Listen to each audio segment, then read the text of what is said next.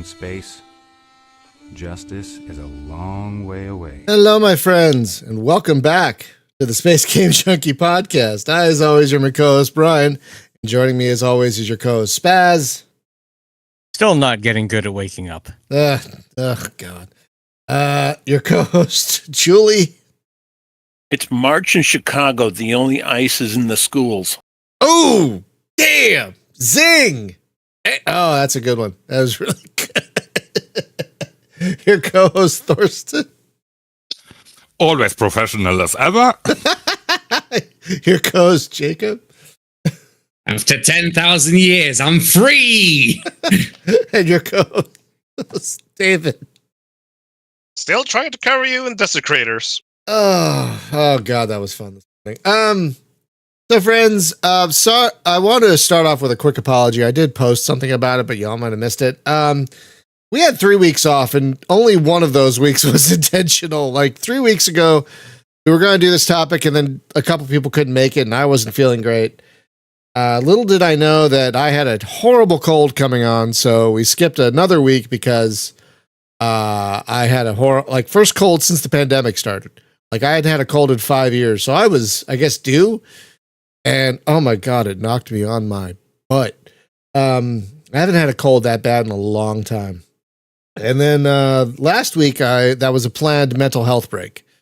I took the week off and watched behind the scenes stuff and documentaries. Like I watched Aliens Expanded, which is a nearly 5-hour documentary on aliens.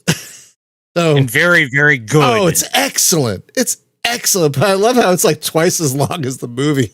I just love that. It's so good. A film's a lot of work. Yeah, it's like so a lot of work. Oh, it's so good. It's they got everybody too. James Cameron, Sigourney. They got everybody who's still alive to talk about that movie. It's great. So we're back again. Apologies for being away. But I'm really glad to be back, and we're trying to keep our topics positive in this stupid timeline we're living. It's such a dumb. Yeah, things could be worse. I do not believe things could be dumber. Yeah, it's so dumb. Anyway, so we're trying to. Sorry, what? Nothing. I was just so dumb. I was going to just go on a tangent. Let's go. You can go. What's your tangent? Real quick. What's your tangent? It's we've reached a geopolitical point where China and Canada are working together against the United States. Like this is the level of silliness we're working on. I doubt any strategy game that has dealt with geopolitics has gotten to that point where it's like, wait. I have seen AI in Hearts of Iron 4 make more sensible decisions than what's happening in the world right now. That one was great. When Paradox AI is doing better than our actual leaders, oh God. Also, hey, we're going to offer you an alliance. Next turn, we're declaring war on you. I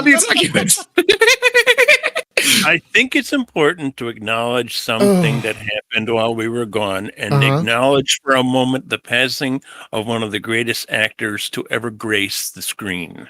Gene Hackman. Gene Hackman. Oh my God, what a what a tragic story. Real quick, guys, if you haven't heard this is going to make us a little timely. We're doing this in like the middle of March 2025, but it was found out that like his wife died a week before him. And like he did no one's sure if he even knew because his Alzheimer's had gotten that bad. We don't even know if he like fed himself or whatever for a week. So we don't even know how that last week went. I'm glad we're making up for 3 details. If you want to look at the details, you can look it up. I don't think we should go into them here. We won't go into them here. But it's very depressing. It's very sad. It's such a titan. Part of my vacation was watching, we have a topic, folks. We'll get to it. Just hang on. Part of my vacation was watching a couple of movies of his that I had never seen. Mississippi Burning and The Quick and the Dead. And we got 3 weeks. We got 3 weeks worth of tangents to make up for. Give us a bit. And I have a lot more Gene Hackman movies I still need to see. The next one I want to see is Get Shorty, which I hear is great. But yeah, he's pretty much my favorite actor, and I was really just gutted when. So yeah, pour one out for Gene Hackman. So, folks, we have a topic. We do have a topic this week. Believe it or not, we do have a topic. I want to talk. I want to talk about games we've gotten good at, like the phrase "get good," GIT, GUD. Because I'm as Julie likes to say, digital tourist. I don't really dive deeply into a lot of games, so I don't really get good at a lot of games. But every now and again, I do, and I thought this might be a fun topic for us to go to, in order to keep things positive and fun. And so the first game I wanted to talk about, the first game that I can remember getting good at, is F-19 Stealth Fighter. I spent as Chad has predicted. Well, it's streaming. 30 seconds before then. It's the stream. That's I'm streaming it. That's fair enough. So it was a good guess. Good guess, Angel. So yeah, I'd played a lot of games before then. There wasn't like the first game I ever remember completing was like Pitfall 2. I didn't even know you could complete games until that point. But the one game I remember really getting satisfyingly good at back in the day was F-19, because sometimes unless you turn the AI way up, the AI can be pretty dumb. But once you turn the AI up, and I think this is, if I may go on a slight tangent, this is a failing of its sequel, because the AI in the sequel is nowhere near as aggressive as F-19. If you turn the AI up all the way, they'll detect you as soon as you take off. So you have to be very careful. But getting good at F-19, there's really no other flight sim like F-19 or its sequel F-117A, because no other. Go ahead. Okay, I'm willing to maybe put forward Mega Fortress. Yeah, yeah. That's the closest. But that's three. But that's three games. Three out of all the other. Yeah, out of all the other flight sims, that's basically three. Which is funny because Mega Fortress was my second game, but we'll get to that later. It's really good. Yes. But getting good at F-19 was immensely satisfying, because you would fly. You could angle your flight to have your minimal, signature for certain types of radar dishes, and you could angle your flight so you would fly around aircraft so their nose radar wouldn't detect you, for example. It took a lot of patience and skill to get really good at F-19, and it was being able to, I don't know why anyone would do a conventional war with F-19, because the Cold War is just so much more satisfying. I'm glad it's there as an option, but being super sneaky when they don't even know you're there and they're not even looking for you is just, like getting in and getting out and not even being detected with a competent AI is just so satisfying. And again, there's very few other games. There are very few other games that do this kind of thing and do it so well. I was just playing F-19 this morning to capture this video, and I'm just, every time I return to it for whatever reason, I'm like, this was 1980 and they made this whole little world for you to fly in with, planes doing their things and radar doing their things. And it just felt so alive. There was nothing else like this in 1988. Nothing. So still isn't. Basically, the only thing that comes close is its sequel, which in some ways is better and in some ways isn't as good. So you should play both if you have any interest. Yeah, it was. I think I flew F-19 almost nonstop for 2 or 3 years until Mega Fortress came out, and that was my next obsession. We'll talk about that next. But yeah, my first game on the list is F-19. I don't know how many dozens and hundreds of hours I spent with this game back in the day, but it still amazes me from not only a technical standpoint, but a gameplay standpoint, that this is such a good flight sim. Just one of the best. Oh my God. All right, Spaz, you got one? Oh yeah.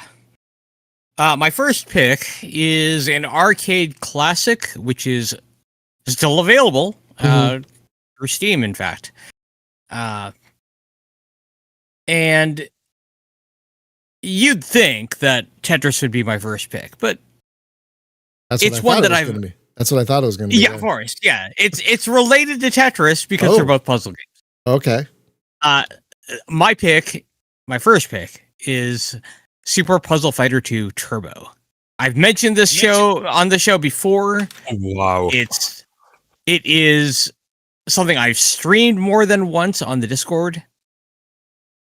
I know I've streamed it multiple times, actually. But this game is really wonderful. Oh, yeah, this game. I've actually played this in the arcade, and it is an absolutely lovely, lovely game. Oh. Yeah, in fact, back in the 90s, we had these things called lock-in parties, where you are locked into a venue for around 12 hours from the evening previous to the morning after. And in my case, the local laser tag arena had a Super Puzzle Fighter 2 Turbo cabinet. And there was one lock-in party in which I only spent about $3.25 on the game. It was the only game I'd played. Oh, it was the only game I played over the course of that lock-in party. When I was in between laser tag games, of course. For those in the audience unaware of how arcades work or arcade games work, well, at that time, for the Zoomers in the audience, basically you paid money in an arcade cabinet for an arcade cabinet whenever you started the game, but also whenever you lost. Meaning, in order to only spend $3 over the course of 12 hours of however long it was, Spaz here would have had to only lose the game twice. Well, at the time, it was only 25 cents per play. So when I was between laser tag runs, of course, I would still go in and go for my scheduled times in the laser tag arena. I would be challenged. There were people who just keep up on coming up and challenging me as I was playing. And I still, over the course of that entire 12 hours, only spent about $3. That's amazing. I don't know. How did you do that? It's because I kept on getting challenged. When you get challenged, it interrupts where you are in the story, and you go through the challenge. So, yeah, I actually had a small line at one point of about 5-6 people waiting to challenge me. Oh, that sounds like a great memory, dude. That sounds like a really great memory. Oh my god. Oh yeah. And that's why I say it's related to Tetris, because if you've seen me play Tetris or if you've seen me play this, yeah. Yeah, it's like someone took Tetris and merged it with Street Fighter, basically, and but it's got its own mechanics also, and it's just really probably one of the best match 3 games I'm aware of. And there are a lot of good match 3 games out there, y'all, and this one is really, I think, at the top. It's one of the best. Yeah, agreed. It's absolutely one agreed. of the best. I mean, it's got a lot of mechanics, but they're simple and straightforward, and they're easy to grok, and they make sense. But they add a level of strategy that even Tetris doesn't have. And, that's true. Because you can set up combos. Exactly. You can merge the gems and everything, and they get huge combos. Yeah. So, God, that's a good one. That's yeah. I went to, that's why I say it's related to Tetris, right? Because if you have good Tetris skills, you can still do well here. Right. Yeah, Fernando. If I ever won the lottery, I don't know if I tell anyone, but there'd be signs like, "Oh, Brian's starting an arcade." How's he doing that? So that's a really good one. I played this game all the time back in the arcades when arcades were a thing. the base game, Capcom Arcade Stadium, second stadium, is free, and then this is sold as DLC. Yeah, for like $2, which is just fantastic. Absolutely fantastic. Totally worth $2, y'all. You could lose so many hours to this one game. I'm not even kidding. So many hours to this one game. Oh my god. And Spaz has. Oh yeah. I even have an original PlayStation version of it. Oh, there's a PlayStation version of it. Yeah.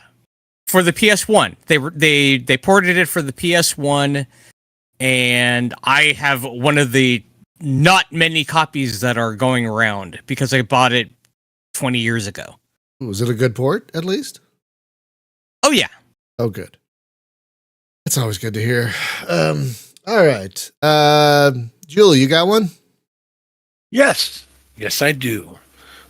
Excuse me. Back in the day, when there were enough MMOs online to count on one hand and also drink tea, flip the bird, and hitch a ride, I played a game called World of Warcraft, which is still around, but back then there was only the main continent, and that's it. And so there was a battleground PvP called Alterac Valley, and it was 40 versus 40, and Lord. there were enough players at the time to actually get together with relative frequency, 40 players on each side. And just like in the Revolutionary War, where the British have to wander around, march down the middle of a field wearing bright red outfits, the rest of us who were hunters were hiding in the bushes, and we were snipers. And it was a rated PvP. So I would hide up on the rocky cliffs and in bushes and all the rest. And the thing is, you can get a rating, and if you had to keep your kill count up high enough, and I realized I was good at that type of PvP, not one-on-one, mind you, but group PvP, when I managed to attain and keep the rank of Bloodguard, which I'm guessing maybe real world equivalent would be captain or something, but I enjoyed very much 40 versus 40, and then it went on. They had expansions, and then of course there weren't that enough people to get together 40 players on each side because it's really tough. So that's when I finally got good at PvP and then started to slide downhill afterwards. When was the last time you played World of Warcraft? How long has it been? I can tell you, I can't tell you the number of years, but what I can say is what stopped Fran and I from playing it. Two things. One, Battlegrounds, people toward the end, people would hide in caves to get credit for the battleground. And Fran had a really good character in PvP, and she could really kick butt. And she got tired of people hiding in caves. So at one point, she went in the cave and started cursing people out. And she got kicked out of the guild, and I quit in solidarity. And what finally put us to the point where we weren't going to play anymore was when they had this thing where you had to spend the better part of a year earning this special uber weapon of uberness and all the little attachments thereof. And then after you spent all this time accumulating all this, the day came and said, well, we're just going to take it all away. And I said, well, you can take it away. I want to keep the weapon itself. I like the way it works. No, I like the way it looks. No, we're just going to take that away from you too. And Fran and I had just about had it. And that was probably 2 expansions ago. So I'm guessing, maybe 2-3 years ago, and we hadn't had an urge to go back, except for one day she said, "Hey, would you like to go back and play the free-to-play version?" I said, "You're sick. You better go lay down." I mean, especially with better alternatives now, like Final Fantasy 14 or Lord Well, of the Rings Online. we still have a static game, a static group on Sunday nights, and we played Final Fantasy 14 until just before the newest expansion came out. And after going from level 1 to level whatever it is, 90, I think it is, I think most of our players are kind of burnt out on it. We played Master Chief, and we got fairly good at that. But now it's like, now we're to the point where it's, well, what do you want to play next? Everybody has a different opinion. So I don't know how good long the standard group is going to last, because once you got past the everybody is likes this game, whether they're good at not, then you face the fact is you have a bunch of people, they're all got good at different things, and everybody wants to play the got good game, and doesn't always work. So lately, believe it or not, I've been playing Star Trek Online, and they used to have PvP in that, but I quit. I was fairly good at that too. Maybe y'all should try Deep Rock Galactic. That might be a good one. I have Deep Rock Bugs. Galactic. Fun. It's a good game. All right. That's a good one. Thorsten, you got one? One. Brian, I could easily make a talk for the next 10 hours about that stuff. I mean, I guess everyone who's been there when in the 8-bit in the 8-bit era, nearly every game was about getting good. I've got one game, and I start up too with an early example, and because it taught me a lot about flying and the navigation part of flying, and that is Solo Flight. Oh, That's the Sid Meier one, right? You're right.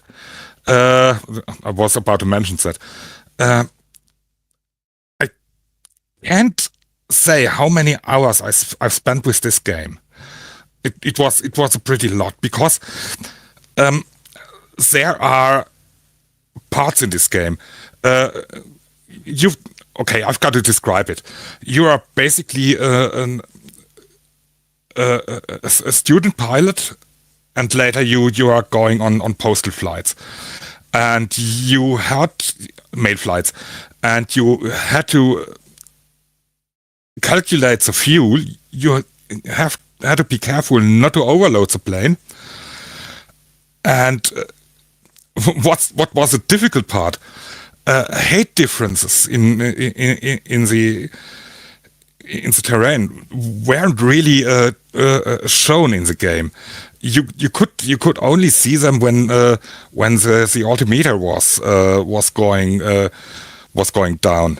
Only the mountain peaks were really shown, and on top of that, you had to do at some stages real IFR flights, because you couldn't see anything, and that in a package that was really easy to pick up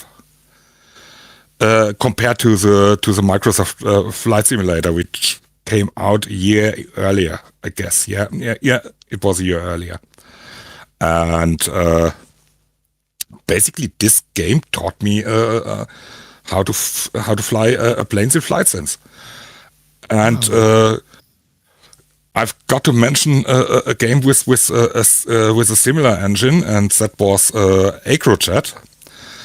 That taught me aerobatics. Acrojet. Yeah, I link it in the Acrojet. Yes. Also you know this small, yeah. That was the same engine, yeah. It's so weird. I love flight sims, but I never played these. I never played these for some reason. I couldn't tell you why. I got my first, I don't know. I got my first DOS computer in #86, and I just, mostly played Sublogic. I don't even know if I ever saw Acrojet in the store, to be perfectly honest with you. It doesn't look familiar at all. That it's amazing what they did with those old rudimentary flight sims, such basic hardware. They accomplished so much with so little. Just so impressive. I should play Solo Flight one day. I've heard, just heard about it for years, but I've never actually played it. To give it a whirl. What was fascinating, the second edition of Solo Flight even had speech. Speech? Yeah, back in 1985. Solo Flight second edition. I see it right here. Wait, it's on Steam? Oh my god, it's on Steam. Oh my seriously? God. I own it on Steam. God, what the fuck? Yeah, I gotta pick it up. God, really? It's on Steam and GOG apparently. Yep. And good on Moby Games for linking to places where you can actually buy it. Yep, it is on both Steam and GOG. And I own it in both places. Okay. Jeez. It's funny. Okay, my evening is gone. Folks, just FYI, I'm expecting some deliveries, so I cannot silence my phone. So I apologize for that. Wow, I'm gonna have to give these a try now. Now that I see that I own them. Of course, I own them.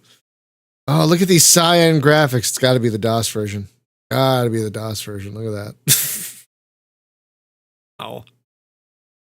That's a good one, man. I keep meaning to play this. I will definitely give this a whirl. Is it a third person view? Is it a third person view, yeah. It's a third person view. It's kind of impressive because not a lot of flight sims were doing third person views. A lot of them tried to do the first person cockpit, and that was it. So that's kind of awesome that they had an external view.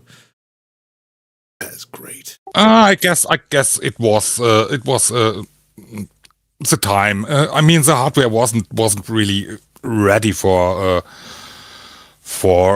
first person view. I mean, if you ever played Microsoft Flight Simulator 2 on one of the 8-bit machines, you would have gotten a laughter because it had a frame rate from about 1 or 2 frames per second. That was not fun. That was my first one. Was Flight Simulator 2 on the Tandy 1000. It was basically, it ran at 8 frames a second, but in 1986, you're like, ooh, this is amazing. All right. I mean, 8 frames per second is good. The time sure was. Jacob, you got one? Well, okay, so we've established before stream that I use the intergalactic dibs law to this time be the person that talks about Starfleet 2. Yeah, I let you have it. You can have it. Sure. Because Starfleet True. Because it's Starfleet 2, and to those who have somehow not heard either Brian or anyone else present talk about it, it is a game from 1989 that was re-released on Steam recently. How long ago was it? November of 23, I think. About a year. A little over a year. So a year and a half-ish ago. Yeah. And honestly, despite being Commodore 64 game? Just DOS. Sadly, sorry, Starfleet 2. Yeah, it only came. They were planning other platforms, but because it flopped, it only came out on DOS. Despite being a purely keyboard pixel-based mouseless DOS game from 89, it is disgustingly good. Yeah. when you actually sit down and get to play it. And despite appearing, well, terrifying when you look at the screenshots, Oh my god. it has a very solidly designed difficulty curve and an excellent manual, multiple excellent manuals actually, and all of that adds up to a game that I legitimately enjoyed actually learning. It was a bit of an uphill battle, mostly because I had to get used to the whole pressing buttons thing and remembering, oh, it's this button and this button to do this and do this, and then having to there is thankfully an in-game shortcuts and controls panel which you can just look up, because despite being from 1989, the game tries its absolute best to be user friendly. Yeah. It is. I'm willing to argue it's even not 90s difficult. Despite, well, it's from 18. It's from 89. For a game of its era, it has a much gentler learning curve than a lot of other games of its era. But there's so much cool stuff you can do in it, and there's so much fun stuff you can end up getting out of with little interactions with systems and subsystems that maybe aren't necessarily that are mentioned but aren't necessarily told to you about in detail. I love, for example, messing around with ECM and dodging torpedoes and all that fun stuff. Yeah. And then because the game does have some difficulty spikes, usually anything that has the word cruiser in the mission briefing. But when you beat those, it is immensely fun. I do still remember your clip from stream where you towed back a heavy cruiser back to base with 0 minutes to spare. Yeah. I was with 0.00 on the time remaining. God. Yeah, that was. Oh my god. I almost ripped the arms off of my chair. I was grabbing them so hard. Oh my god, that was brilliant. I have had similar close calls, funnily enough, with different missions. Yeah, friends. If you haven't played Starfleet 2 and you have any interest in space combat, it costs like $7 on Steam. Yeah, 9, 7, whatever. It's so good. It's so good, you guys. And I've talked.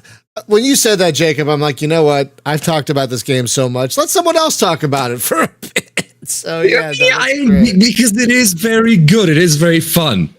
And like Jacob said, it is very satisfying to learn because it lasts you for a very long time. Not only because of replayability, the actual campaign is very long. It took me about 200 hours, I think, to go through one run of the campaign. And you get progressively more and more stuff throughout the campaign, going from, flying one ship, essentially doing reconnaissance runs on random planets, to you then get escorts, then you get access to commanding.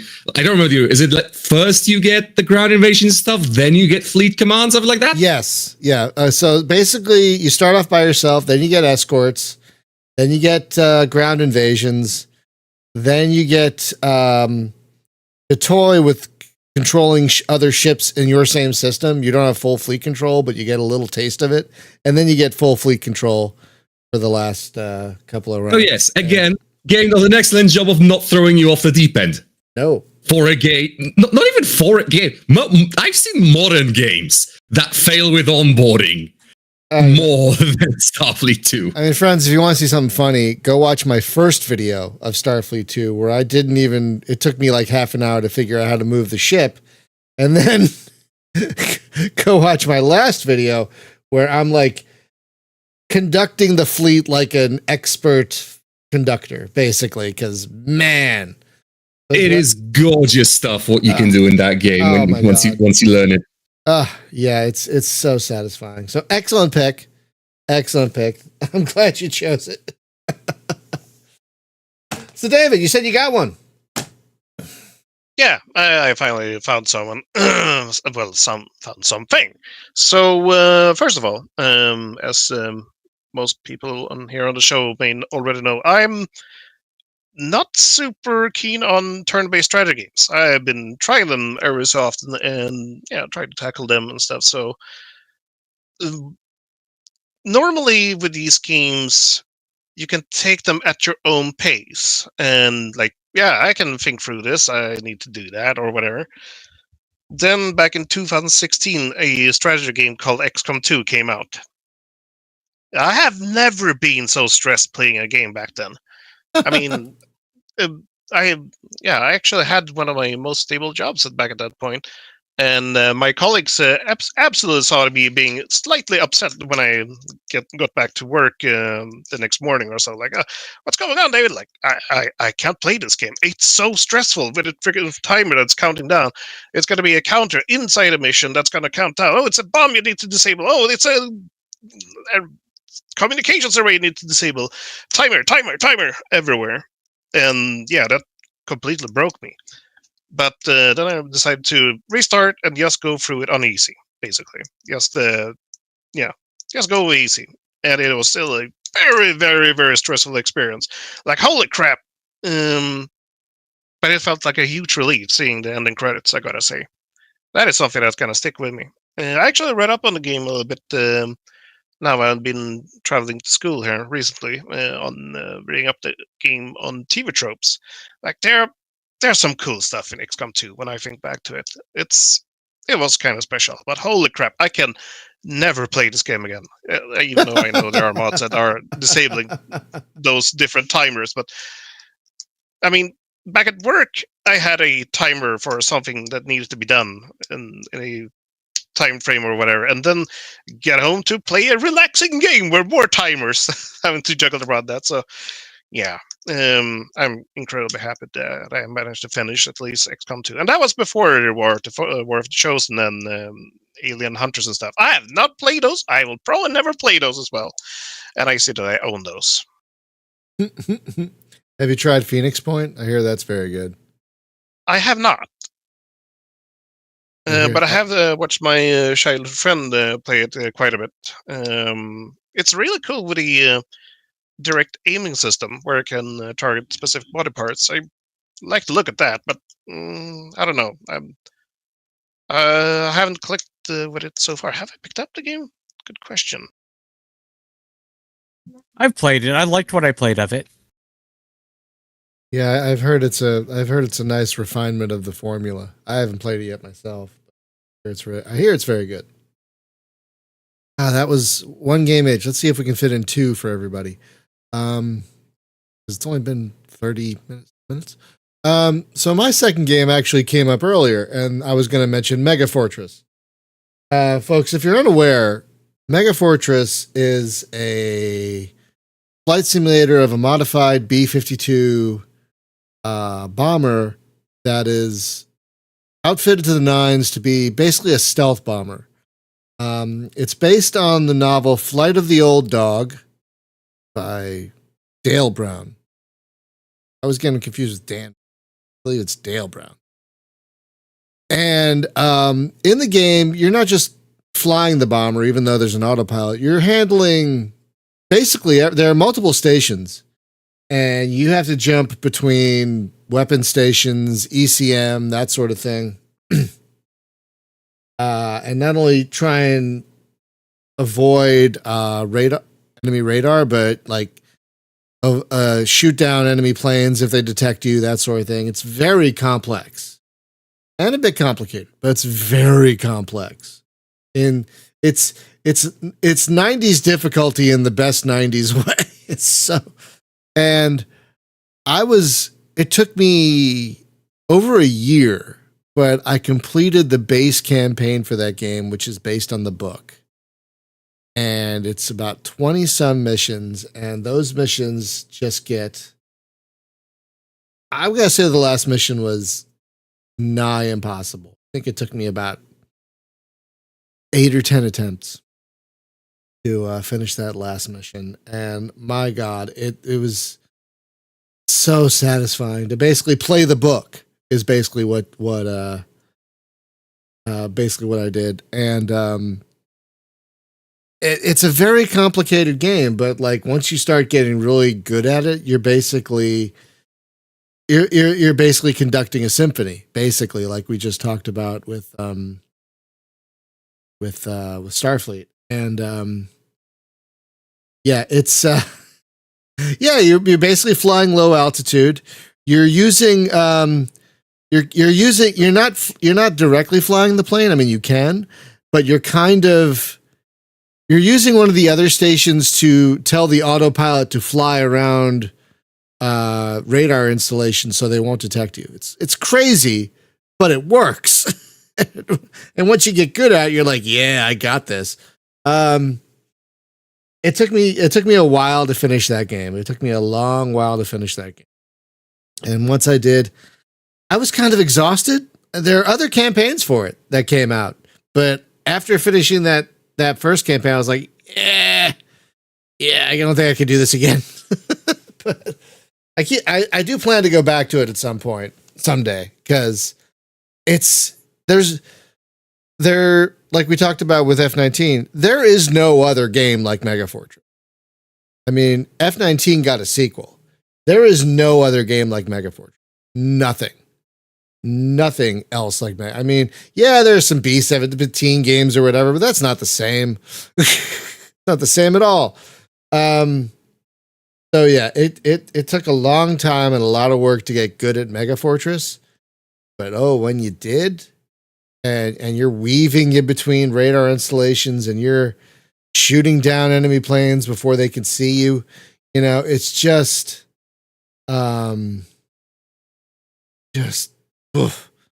so fucking good. Excuse my language, but I needed to add that for emphasis. It is so. Jose, if you're talking about F-19, yeah, it's a 1988 game running on DOSBox. What are you gonna do? It's serviceable. Yeah, if you guys have any interest in flight sims at all, you need to at least give Mega Fortress a whirl. And I would also recommend the book upon which it's based, Flight of the Old Dog. It's an excellent book, actually. He's still writing that series. Like, that series is still going. After like 20 or 30 books or whatever, he's still writing those books. Like, I think the main character's son is now the main character it's just, but the first book, I read a bunch of the others until I petered out, but Fly the Old Dog is an excellent book. And to be honest, if you're going to play Mega Fortress's main campaign, you actually have to read the book, because they expect you to do things in the game that you read about in the book. They don't warn you about this. They just expect you to do it. So, gotta love the 90s. Here, asshole, do it. So to be fair, we should mention that the original box of Mega Fortress had the novel included, actually. Yeah, it came with the book. It came with the damn book. That's why I was annoyed when they released it digitally, which is, I mean, it's great. I love that it's on Steam and GOG. I really appreciate that. But it doesn't include the book. It's like, guys, you kind of need the book to play this. It's kind of necessary. I mean, you could probably get a copy of the book for fairly cheap. But yeah, you gotta read the book. So anyway, so Mega Fortress is my second entry because Fly the Intruder is also an excellent book, excellent game, also an excellent flight sim, but an excellent book and movie. That was also an excellent movie. The book is great, the movie is great, and the game is great. Yeah, no question at all. So yeah, Mega Fortress is my second entry. Baz, you got a second one? Oh, yes. Now, my second one, I've talked about on the show multiple times before, and it's one I got good at because I was writing the guide for it. Genesis Alpha. Yes. Yeah. So this game, if you're not familiar, I think by now most of you probably are if you're listening to this podcast. But if you're not, you are a clone on a ship full of clones. It is your home base as you build it out. And you're trying to find a new home for humanity because we kind of screwed up the first one. That doesn't sound familiar. No, not at all. Anyway, you are a meat sack, which is kind of why when you die as captain, you just take over one of the other clones on the ship. It's because you're just an expendable meat sack. And the game does take place in the distant future of 1993. Or something to that effect. And when you look at this screenshot, you'll immediately know what I'm talking about. Yeah, it has that aesthetic, that very cassette future aesthetic to the consoles, and there's a lot that I love about the game. It's great. It will kill you many times before you learn what you're doing or follow my guide and get a little bit of an easier learning curve. And if you have arachnophobia, don't play it. I'll just warn you right now. Also, that's also true. If you have arachnophobia, there's a lot of giant alien spiders. Yeah. If you have any kind of even mild arachnophobia, I would recommend against it because. So I can recommend it for just about anyone else. And yes, if you like roguelikes, then this is in that vein because dying is always an option. Yeah, it's an excellent game that I can never play again because of the spidery things. But it is an excellent. Fair. It is an excellent game. All right, that's a good one. What I wanted to say, Genesis Alpha 1 was, or better is, on my list too. It's really, as Bass says, that one is really good. Yeah, it's very, very good. You can bring that one up too if you want. Julie, do you have a second one? Well, I had one that I thought David was going to call dibs on, and that was X4. But I've also talked about it before, and that's about when I convinced the Xenon to destroy humanity because humanity had it coming. We did not have a good run. It's giant asteroid 2026. I am rooting for the asteroid at this point. And we have like Godzilla appear and like go nuts. Like, can we like switch the timeline to that gear? I think I prefer the Pacific Rim timeline at this point. Rather than I mean, honestly, yeah. If only because there's like a 3% chance I get to be in a giant robot. Exactly. If you want to destroy humanity, it's called the Yaki YAKI quest line. I'll let David talk about the rest. But my other good game goes back before, believe it or not, there was an internet. And I was, when the world was young and I was in the military in the early 80s, there was very damn little to do. There was no internet. The only cell phones were these much bigger than several bricks put together. And you spent your time either...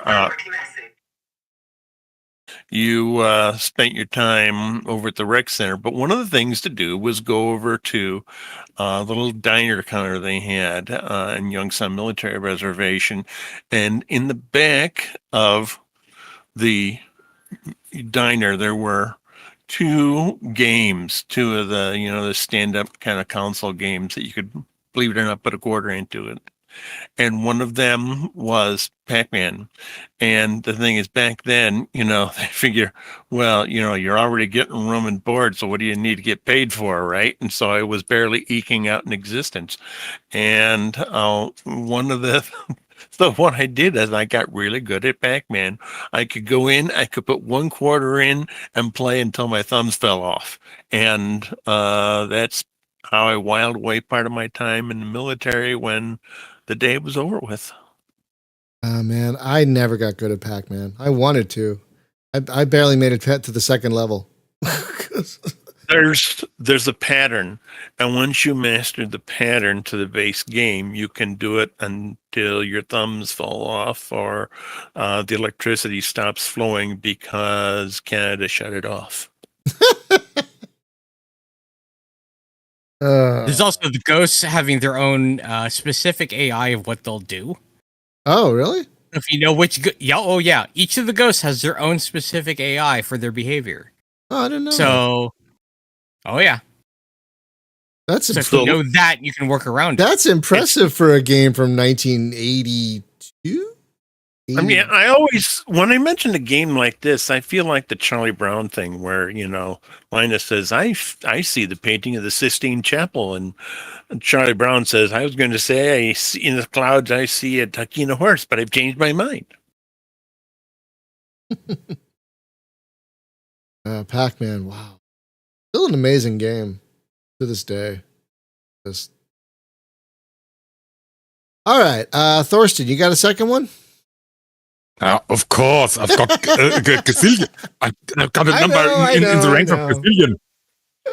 My second one is a game that I mentioned a lot before, and that's Scavenger as before. And yeah, of course, I had to bring that on. Stop it! Stop it! Stop it!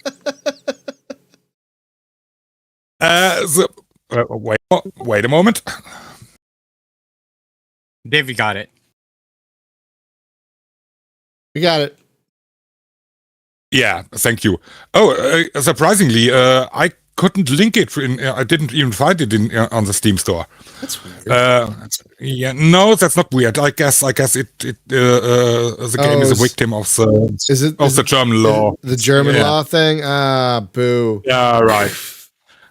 Right. I've got to tell the devs that he should simply fill out his form. But that's one of the games. I started and died about a minute later or so. Yeah. Yeah. Until I found out what I've got to do, and it took me a while, but it was satisfying as hell. I mean, I know, Brian, you can't play it because you had the problem. Nope. You had the problem with that certain encounter you have. That is actually a rare occasion in the game. That happens really, really very, very rarely. Oh, and really? It's incredibly funny. Yeah, it's incredibly funny. It's incredibly funny that you encountered it during the stream. God damn it! Yeah, that. Still get skin crawls. My skin crawls at the thought of that. Understandable. Just thinking about it. Ugh, Even God. just thinking about it. Yeah. Jeez, chills. Oh God, not in a good way. Chills. Understandable, but in my opinion, not the worst thing in the game. No, and I agree with you. It is an astounding game. Like I'm surprised there hasn't been any kind of sequel or anything to it, because there's really nothing else like it. It's I hope it did well for the dev, because it's an excellent game. But did they do anything else? That developer? Did they do anything else? I guess that was more or less a hobby project, and the only thing he wanted to do. It's the only game on Steam of theirs. Huh. Yep. Mm-hmm. Okay. Sadly, because that dev is definitely talented. Yeah. Oh, absolutely. But maybe they'll do another game at some point. I hope so. All right. Okay, Jacob, you got a second one? So for games like, honestly, I'm going to mention the partial one. So bringing this back somehow, again, to vehicular stealth games, because we seem to really like those on this show. Mm-hmm. I'm just going to bring up U-Boat. Oh. Because I want to mention the sort of insanity you can do with difficulty levels. Because in most games, difficulty levels are, you press a button and the enemies have 3 times their health. Or you do half the damage, or some combination thereof. But Evo actually has just straight up has a slidable, scalable realism system, very similar to Silent Hunter, which inspired it. you get to set different options, and you can play the game where, everything's done for you. You just point your periscope at a thing you want to explode, press the torpedo button, and the torpedo torpedoes. Oh, really? Oh, that's what I want. Yes. Oh, I didn't know that. But alternatively, you can usually the sort of middle ground is you sort of have your character do it. So you like press the button and then your character does all the stuff. And then you just press the button when you want the torpedo to go off. But if you're a psychopath like me, then you're gonna go through the whole. The game allows you to go all the way and put in all the effort that that actual U-boat commanders had to do in order to properly range targets. Do you want to know how far a target is? Well, find it in your recognition manual. Figure out how tall the masts are. Figure out the angle of the mast. There is a neat little calculator that will help you, but you still have to figure out, use an optical rangefinder to figure out your range to target. You need to determine angle on bow. You need to determine how fast they're going by measuring how long it takes for them to go from the front of the ship to the back, or use other methods, which there are plenty of. Then log all that into the torpedo calculator, and then once the torpedo calculates the firing solution, then you get to actually launch. And if you were correct, congratulations, the enemy ship explodes. If you weren't, you just wasted a lot of Deutschmarks and time. You could go either further. In the easy mode, when you detect a contact via sonar, you're just shown where it is on the map. You're in RTS. Here's what it is. Here's where it's going. On hard mode, just there's a thing in that direction. Yes, Reichsmarks, Thorsten. I don't remember which one I said, but yes.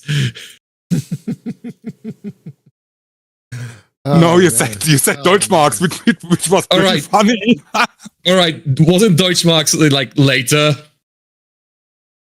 Yeah, after the whole problem was Reichsmarks. Was that the currency at the time? Reichsmark? Yes, at the time it was Reichsmarks, then it was Deutschmarks. It's a whole thing. Regardless, currency-based pedantry aside, what I enjoyed the most in that game is exactly that. The fact that, yes, there is an easy way to do things, or you can turn up the difficulty to make all the things much more complicated and much more interesting. Because you go, and in some ways it can make doing less feel more satisfying. At easy mode, you show up in the middle of a convoy, you could launch six torpedoes with perfect accuracy, the convoy disappears, and you go. At top difficulty, you need to when you find the convoy, actually identify a ship you can get close to, and then just sinking one big oil tanker is an achievement you're gonna remember for weeks. And getting good enough to sink ships reliably is genuinely impressive. You have not seen what difficult stealth looks like until you've done the Scapa Flow raid at top difficulty. You will realize just the insane feat the real raid was. It was one submarine at night in the middle of a British port, surrounded by destroyers. Oh God! With about 50 meters of water to work with. Oh God! So you can't dive to get away, and still, the captain in question, whose name eludes me, found Royal Navy battleship, torpedoed it, and left without dying somehow. Oh my God! Oh my God! Yeah. Oof. It was effectively an impossible raid, and yet it happened. Yes, it was. Respect. My God. Wow. Jacob, I think you have found the rare game where possibly both you and I can enjoy it. Quite possibly. Again, if you just set all everything to like super easy, you legitimately just That's everything's what kind I of shown want. for you. That's what I want. I just want to point and shoot. That's all I want. And if this You game lets can me, just right click on a convoy, show up closest to it. You'll even given a full readout of like your exact decibels, how loud your submarine is. You just point the periscope at the thing you want exploded. You wait a bit. You launch a torpedo. The torpedo does its thing, and the enemy hopefully explodes. okay, I'm going to install this and give this a whirl. So freaking lootly. Good luck. Well, I'm definitely going to set everything on easy RTS mode. Absolutely. But I've been playing. I've been playing to get my submarine jollies lately. I've been playing Silent Service 2, which is very similar in the fact that you have very configurable difficulty, and you can play one mission, you can play one patrol, you can play a whole campaign. It's really amazing for like 1990. Yeah, for like it was like it was the Micro Prose Pacific Theater one. I remember that one. Yeah, and it's still amazing. It's still amazing to play, and that's where I've been getting my rocks off if I want to play something with a submarine. But I will give this a shot because it sounds kind of similar in some regards. Good luck, which is a good thing. All right, Jacob, you want to? Not Jacob. David, you got a last one? Yeah, sure. I'll try to make it short because, I guess we're supposed to wrap it up like now. Men like me are simple creatures. We see a hole and we have a shovel, we'll dig that hole. If that hole is too hard to dig through, we'll just put more force with that shovel into the ground until the freaking shovel breaks. Or maybe we could take a comparison from. You had to help me with which episode that was from TNG. When Q lets his hand on the helmsman who just dies or whatever. Oh, that's one of the early ones. That is X4. ones. Yeah, that is X4, basically, when you try to get into it. You try to get through that barrier, trying to understand, what the hell am I supposed to do here? But one day, when you finally understand how to read those spreadsheets, like the freaking code in the Matrix, there is a game in there somewhere. But you'll mostly look at the numbers. But it is a interesting comparison to how the games worked in X3, which I shortly played before X4 when it came out. Because, damn, that is all I gotta say. Just to figure out how to, flying your ship is not that hard, really. But it is when you have to figure out how to earn money, how to make a station, how to make a profitable station, how to have automated traders working for said station, giving a passive income, which is definitely not for everyone. Yeah, X4. Now, if you can get good at X4, my hat's off to you, because I've never gotten good at any X game, any of them. I've tried, but I've never gotten good at one of them. Can I just say one of my favorite scenarios is called Unworthy Entrepreneur, where it's like, oh, okay, all right, so I guess we will maybe give you this rundown old factory and see if you can do anything with it, you ignoramus. And it starts you out with actually a good little bit, but it's kind of an industrial scenario, and I really like.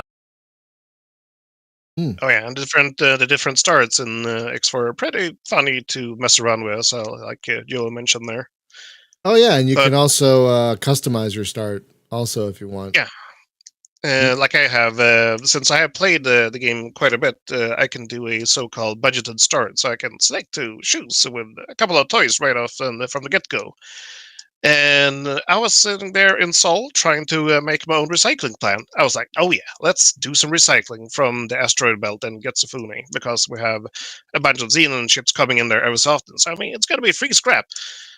That's so weird. I built my station finally, but it doesn't produce any wares. Let's fly over there. Look at the station. The modules are there. Why isn't it working? Why are my manticores not doing anything? Then it struck me. A huge facepalm, a typical Picard facepalm times 1000 or something like that in front of the computer. Yeah, I have no input location for the scrap. I have the processors, but nowhere to put in the scrap. So yeah, I felt stupid afterward. No, Like, it's the already information is right there. for The you, information maybe. is available. But, For you, maybe. yeah, For me, I'm just like looking at it like, huh? What do I do? I don't know. and like even how squadron commands work with attack, defend, bombard, or intercept. They just follow. It's like, what are these even things? And then when you finally read what they actually do, then you can figure out, oh, I can make a patrol that's going to be 6 different fleets at once that have their own fighters that are intercepting the same target that they're attacking. I didn't know that when I started out the game. Yeah, there's so much micro I can do, but I don't know really how much more I can learn. So much. Like, Well, poor let me dog is throw out- thinking, Let me throw out an alternative for anyone who thinks that's just way too daunting. Helium rain. oh yeah, Yes. Helium Rain's much more approachable. I feel. oh yeah, than absolutely. and free. Sadly, the developer of that one decided to stop developing. We're all very sad. We're all the link for that. we're all sad about that. But yeah, he set all his games to free now, and Helium Rain is, even I could make sense of Helium Rain. That's how good that's how well designed it is. Even I could make sense of it. And I'm It's usually really well done. I'm usually not good. I'm usually not good with economic space games. Most of the economics I worry about is give me a mission and pay me for it. That's really it. That is one of the things that I've been thinking about lately with X4, especially when you say that you want to have missions. Like, yeah, I want to pick up a mission. Imagine, I'm just sitting here, raising a finger up to my roof here. Imagine, or I mean the ceiling. Imagine if we had a mission computer like in Rebel Galaxy Outlaw. Or Frontier, or Frontier, or so many other games. Evercraft. Just have a little computer there. Yeah. Oh, I wish, Yeah. but no. Because those take notes. Yeah. Well, please. you know, it's like in X4, the thing that one of the starting it that I found daunting was that you want to start the main scenario, scan the space station till you can pick up the quest. What? Yeah, and it's just so like it's so fiddly. It's just so fiddly. Anyway, time to wrap up. Friends, next week on the show we're going to talk about our favorite positive online communities.